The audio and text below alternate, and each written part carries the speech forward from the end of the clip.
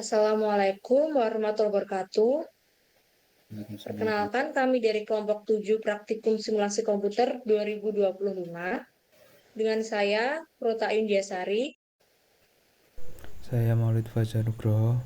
Dan saya Alfian Riksan. Kami di sini akan menjelaskan terkait analisis dan demonstrasi pada studi kasus di industri garmen. Kami mengadopsi dari jurnal yang berjudul Simple Assembly Line Balancing Problem Type 2 by Variable Network Strategy Adaptive Search a Case Study Garment Industry. Di sini kami akan menganalisis terkait alur produksi. Selanjutnya, latar belakang. Latar belakang dari penelitian ini yaitu penelitian ini dilakukan untuk mensimulasikan proses produksi menggunakan aplikasi FlexSim berdasarkan data sekunder yang tersedia.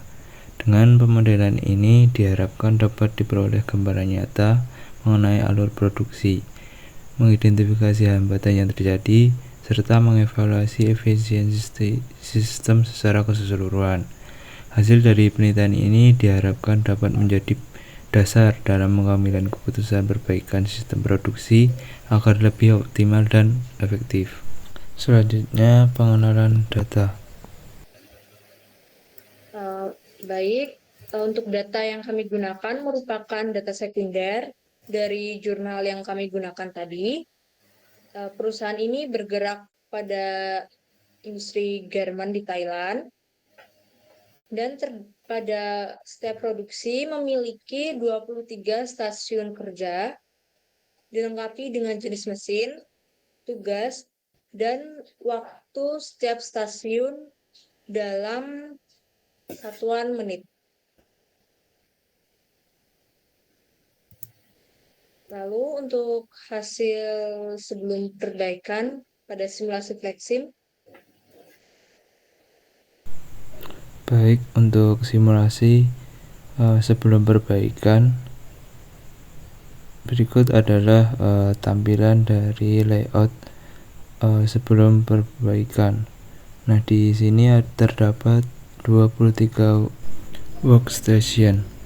Nah, boleh di-run terlebih dahulu hasil dari simulasinya. Jika kita lihat dari hasil analisis stay time-nya, dapat diketahui bahwa nilai rata-rata menunggu pada gudang bahan baku selama 163,90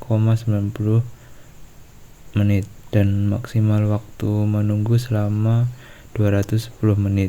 Sedangkan pada Q2 selama 107,10 menit dan maksimal menunggu selama 214,20 menit yang menghasilkan produk sebanyak 242 unit. Jadi jumlah 242 unit itu jumlah keseluruhan sebelum perbaikan. Jika kita lihat pada simulasi di Q2 ini terjadi penumpukan bahan baku sehingga perlu dilakukan perbaikan untuk agar tidak terjadi penumpukan barang atau bottleneck. Kemudian selanjutnya kita lihat dari hasil throughput.